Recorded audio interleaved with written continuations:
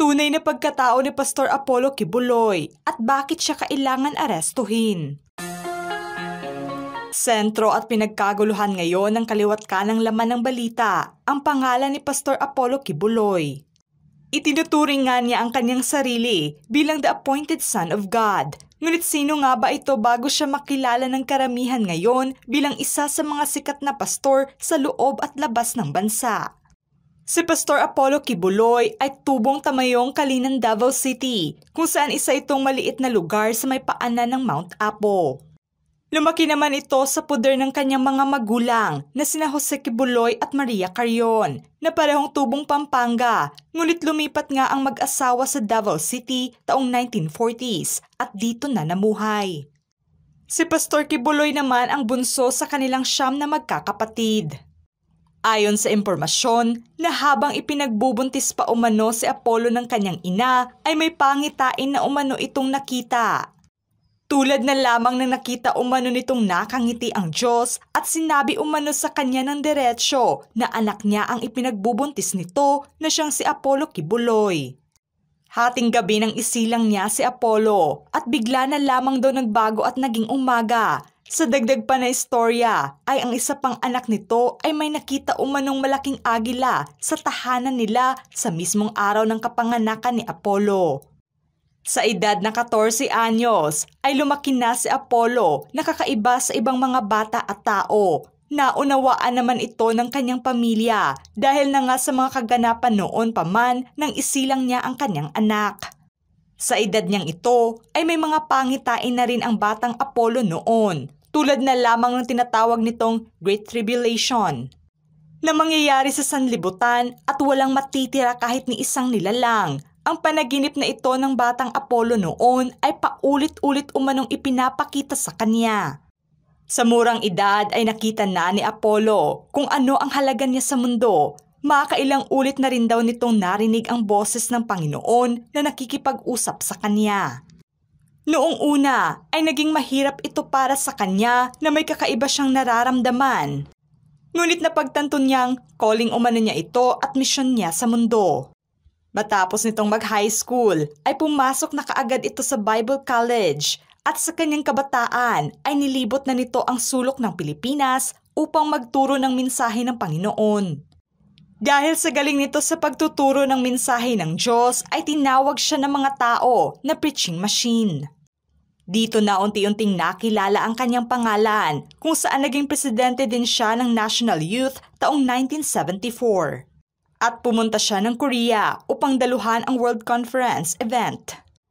Nagtuloy-tuloy na ang pagtawag sa kanya umano ng Diyos kung saan napunta naman ito noon sa liblib na lugar ng South Cotabato. At doon naman niya ipinaabot ang panalangin at kanyang misyon.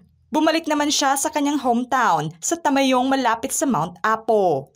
At doon naman lagi ng 5 taon base na sa utos ng Panginoon sa kanya. Nahuwag umano itong lalagpas sa naturang perimetro ng lugar.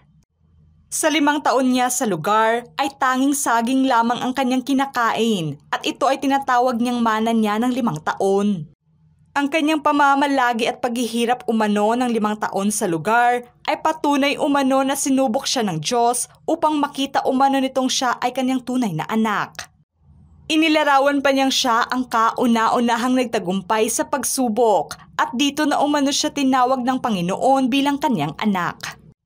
Sa kanyang pagbabalik sa denominasyon ay malakas na Pastor Kibuloy na nga ang nasilayan ng lahat at dito na siya tinawag na appointed son of God. At ipinaabot ang magandang balita na palakasin pa ang denominasyon nila sa kanyang pamamahala. Nakatanggap naman siya ng suporta at tumiwalag ito sa kanyang unang denominasyon kasama pa ang ibang miyembro noong 1985. At lumipat ito sa isang lugar na inihanda umano ng kanyang Panginoong Ama para sa kanya. Ang pangalan ng simbahan noon ay tinawag pang Jesus Christ, the name above every name. Taong 2003 ay ipinaabot umano sa kanya ng Panginoon ang hudyat na yayabong ito sa negosyo, kaya naman naumpisahang itayo ang ACQ Kingdom Broadcasting Network sa ilalim ng kanyang pamamahala.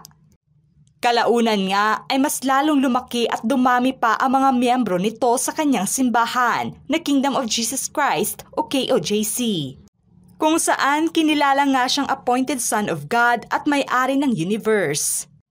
Unang naging popular sa Mindanao ang pangalan ni Pastor Kibuloy, pati na ang mga negosyo nitong broadcasting network na Sunshine Media Network International o SMNI, na siyang nakabuo ng magandang relasyon noon sa dating Pangulong Rodrigo Duterte. Naging matagumpay ang ginawa ng pastor sa kanyang denominasyon, kung saan may pagmamay-ari nga itong 30 hectares na lote kung saan nakatayo ang KOJC compound nito, maging ang eskwelahan na pagmamay-ari din nito ay nasa naturang compound. Matatanda ang nakapunta at bumisita pa si Chris Aquino noon sa mga lupain at compound ni Pastor Kibuloy at ipinasilip nga nito sa publiko kung gaano kaganda at kalaki ang simbahan at lugar nito sa nooy programang Chris TV. Ngunit binago nga ng tadhana ang takbo ng buhay ngayon ng pastor dahil nasa kaliwat kanang kaso nito. Tulad na lamang ng pagiging wanted list nito sa Federal Bureau of Investigation FBI taong 2021. Dahil nasa ilang krimen nito kabilang na ang human trafficking at ibang paglabag nito sa karapatang pantao. Kasunod pa nito ang inisyong warrant of arrest sa kanya ng Senado noong Marso nitong taon, kung saan mayroon na nga itong patong sa ulo na 10 million pesos na ini-offer ng Department of the Interior and Local Government o DILG upang malaman kung saan nagtatago si pastor matapos na hindi ito sumipot sa pagdinig sa Senado. At nitong nakaraang buwan nga ay naging sentro ng balita ang nakakabiglang pagtipon-tipon ng 2,000 kapulisan sa KOJC compound sa Davao. Dahil nakatanggap nga sila ng tip na nagtatago lamang daw si pastor sa underground nito sa kanyang compound. Tumagal din ng ilang araw ang paghahanap ng mga kapulisan kung saan ginamitan pa nila ito ng mga heavy equipments upang mapalabas lamang sa kanyang lungga si Pastor Kibuloy. Ngunit ikinagulat naman ng karamihan nitong araw ng Linggo, September 8, nang ibahagi ni Interior Secretary Benhur Abalos na nahuli na umano si Pastor Kibuloy, na siyang agad namang kinumpirma din ng pulisya. Makikita pa nga sa post nito ang larawan niya kasama ang pastor.